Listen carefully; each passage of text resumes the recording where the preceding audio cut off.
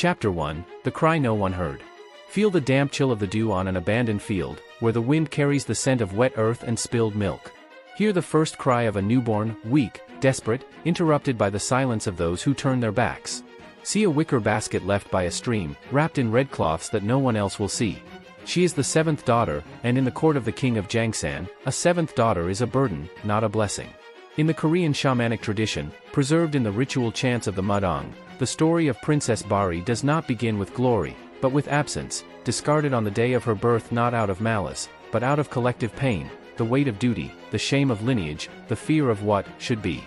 Her parents are not villains, they are humans trapped in the web of time, confusing desire with destiny. But the spirits of the forest hear what humans ignore.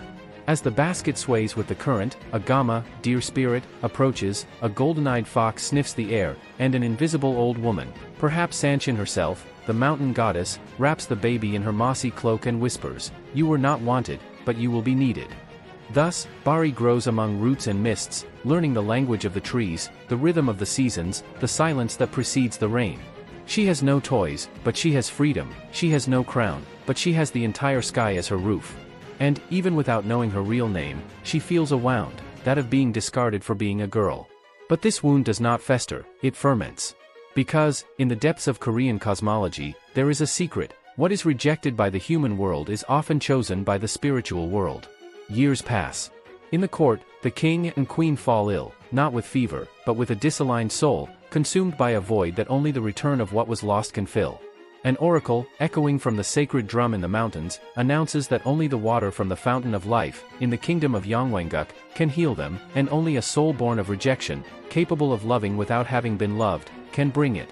The nobles fall silent, the eldest sons avert their gaze. But in the shadows of the forest, a young woman raises her eyes. She was not summoned, but she knows.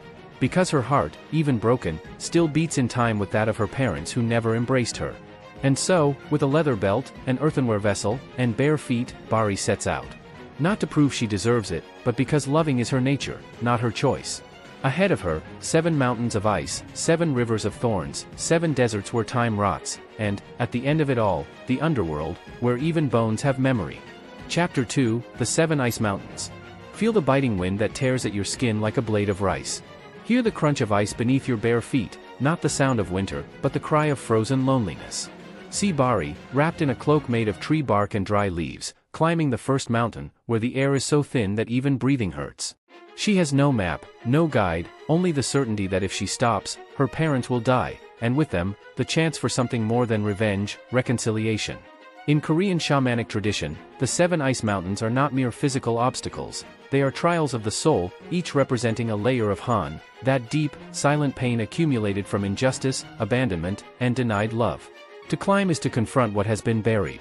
On each mountain, Bari faces a facet of her own history.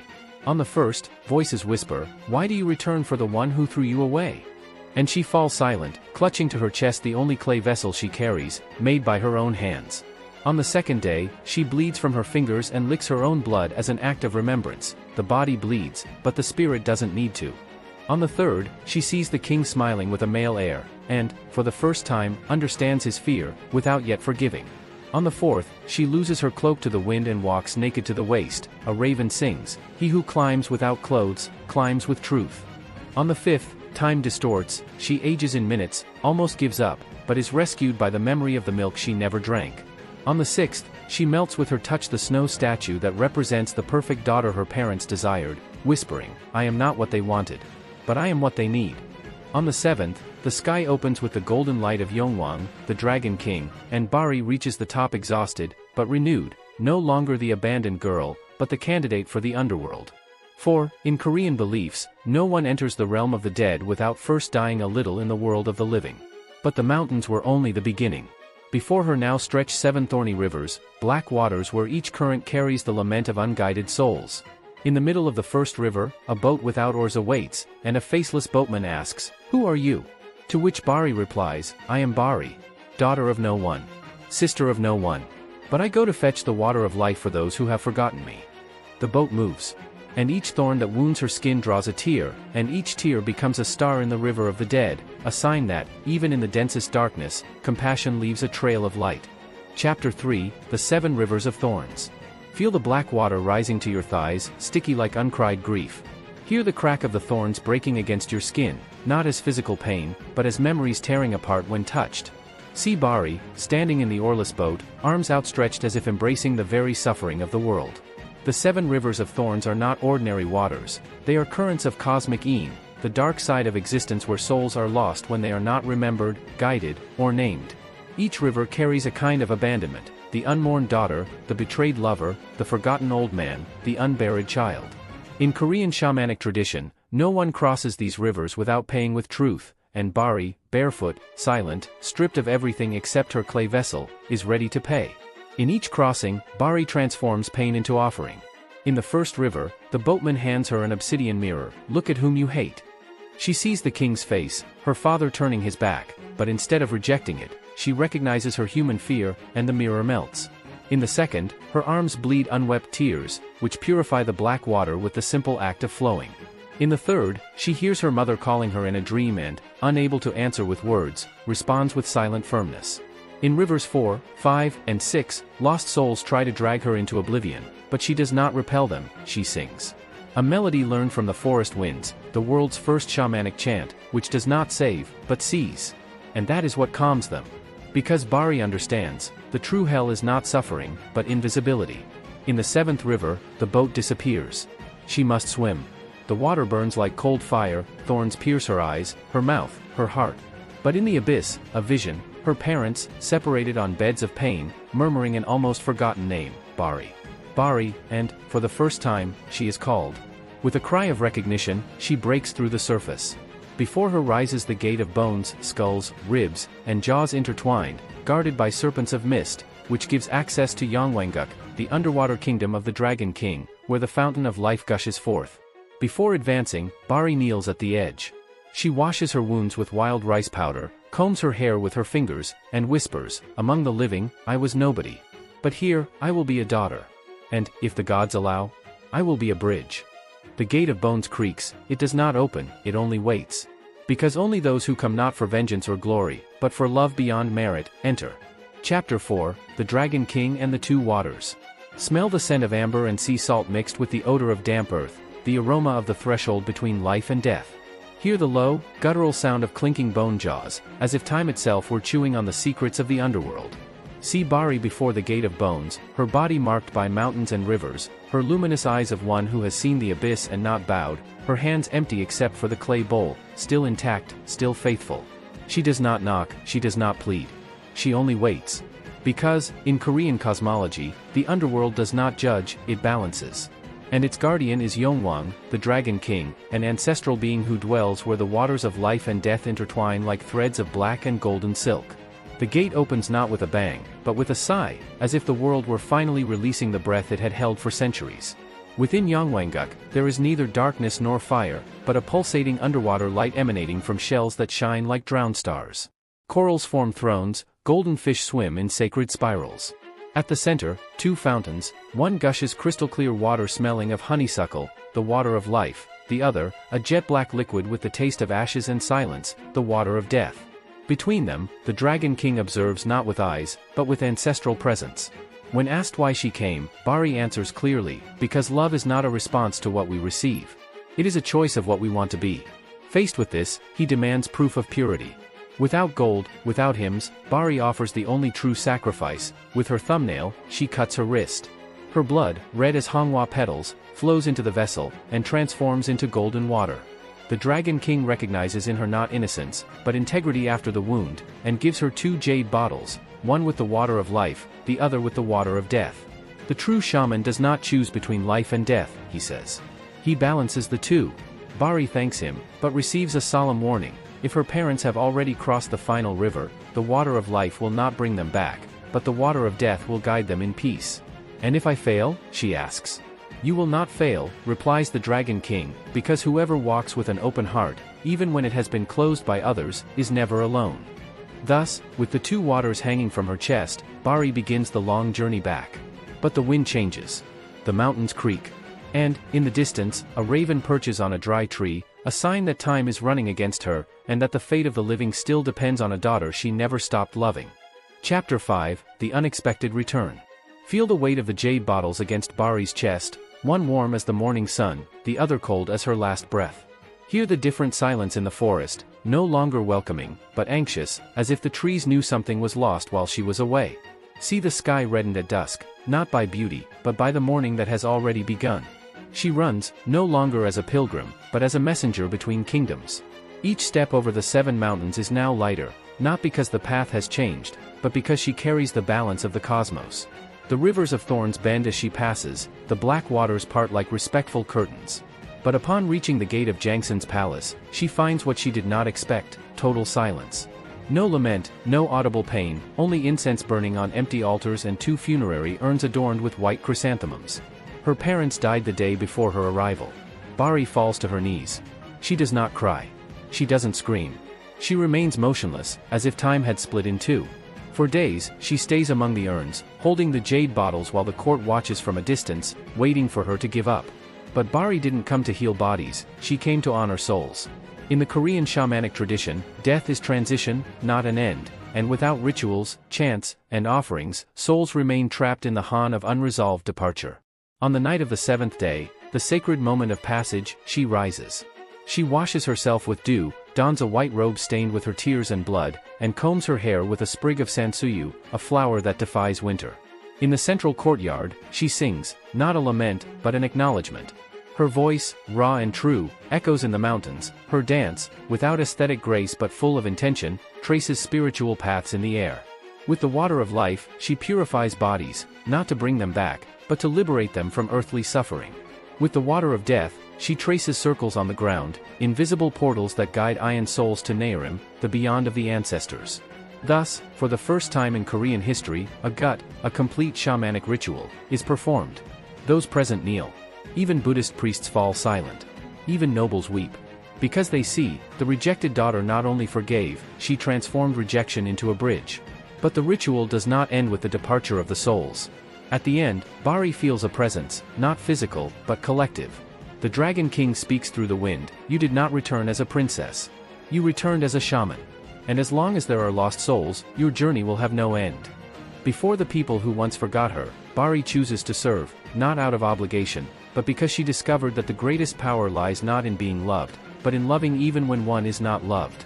Her mission now goes beyond the palace, beyond family, beyond death itself. Because in distant villages, mothers weep for nameless children, on the borders, warriors die without burial, in the streets, souls are lost without guidance. And all of them need Bari. Chapter 6, The First Shaman of the People.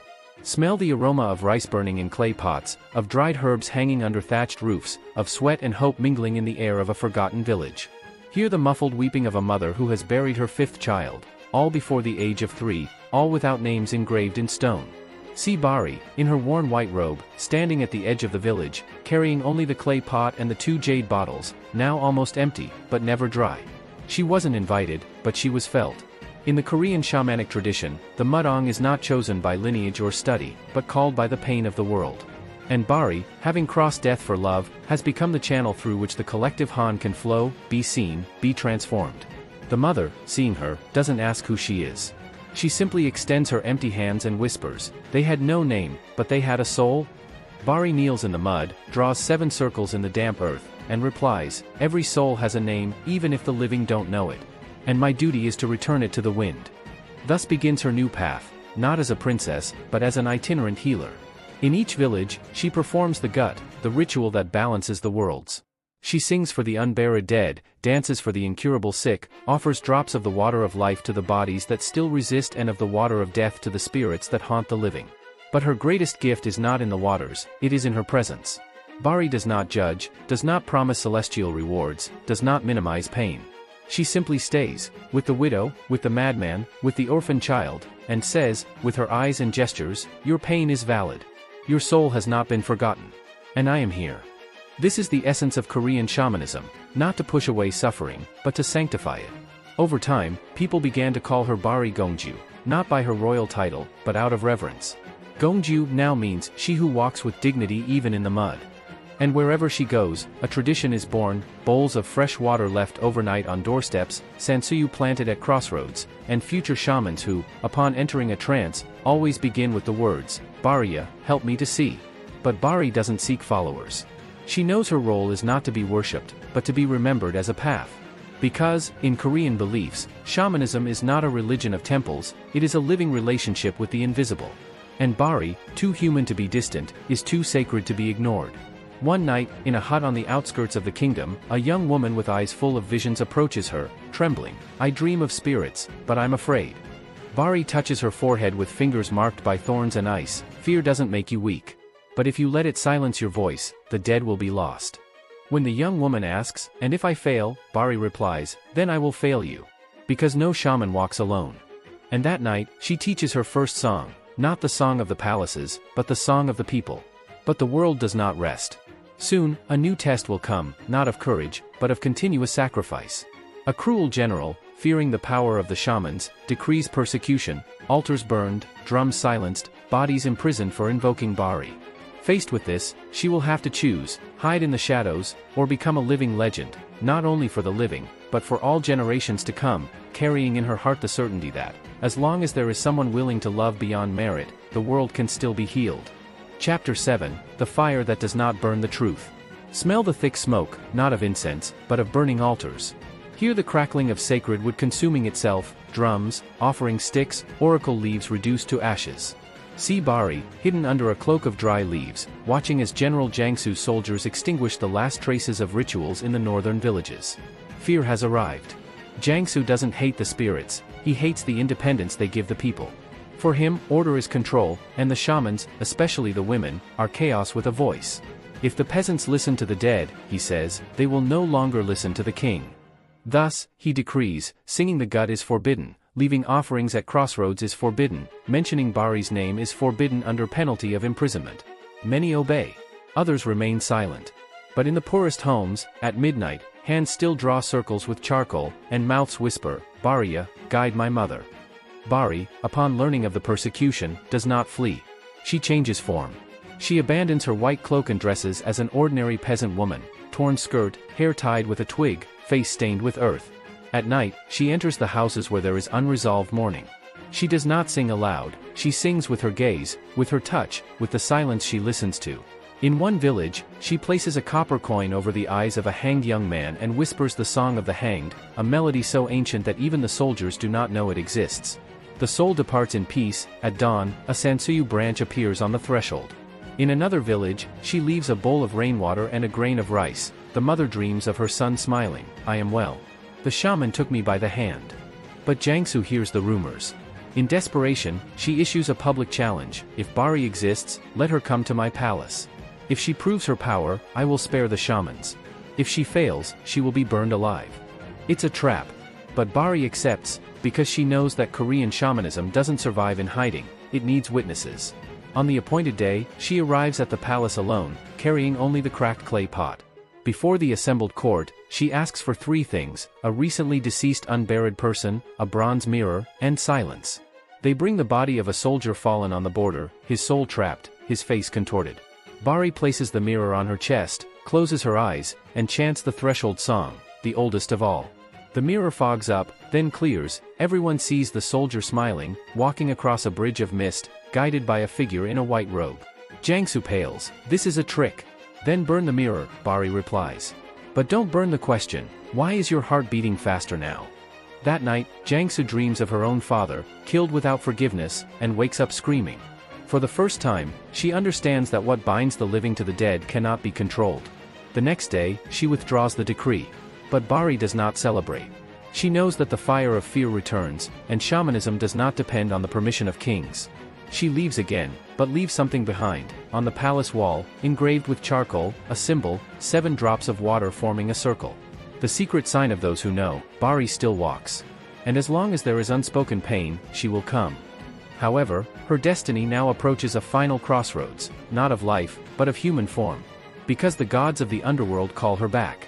And Bari will have to choose, return to the afterlife, or become eternal among the living. Chapter 8, The Choice on the Threshold of Worlds.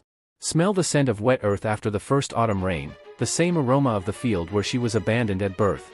Hear the silence that is not absence, but concentrated presence, as if the very air contained the breath of the ancestors. See Bari standing at the edge of a mirrored lake, where sky and earth merge, the place where shamans say the veil between worlds is thinnest. She has been called. Not by a human voice, nor by a sacred drum, but by a void that only she feels. The underworld is out of balance.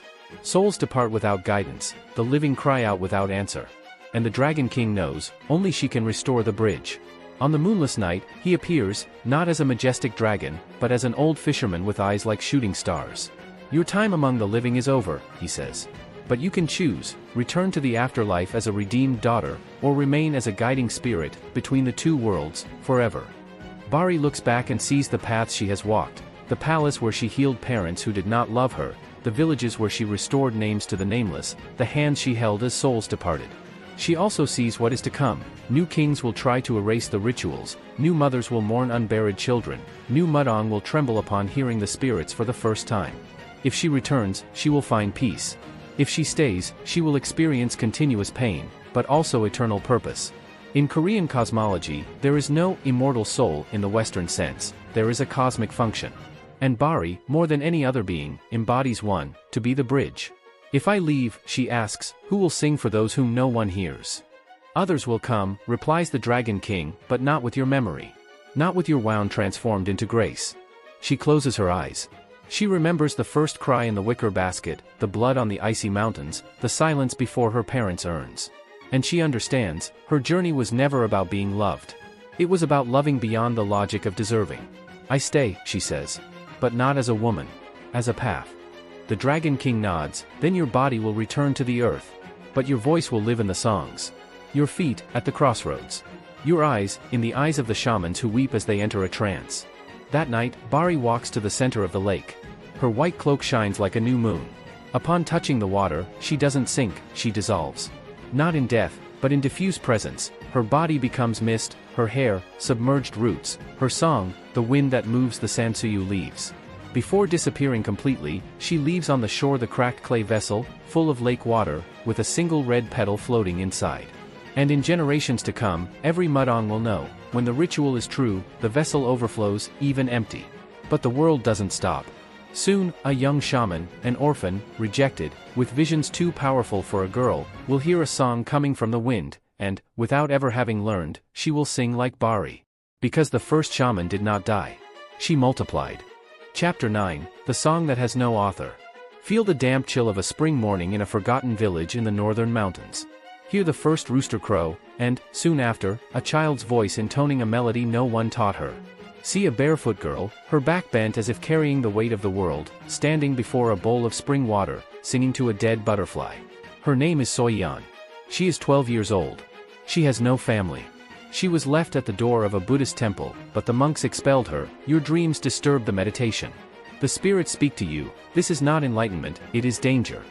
But the spirits do not stop speaking. The previous night, she dreamed of a woman in a white robe, her feet bleeding, her eyes weeping light.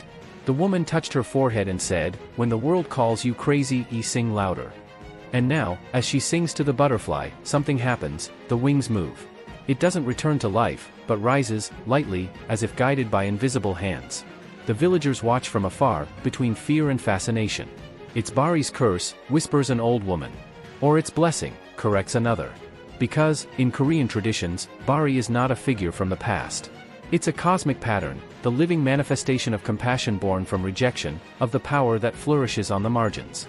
Soyeon doesn't know its name, but when it enters a trance for the first time during a storm, her body moves as if it had performed the gut 1,000 times.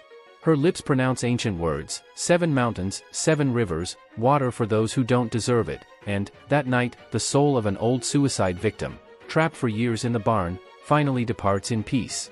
News spreads. Other girls with strange dreams are brought to her. Old healers, once solitary, gather in secret.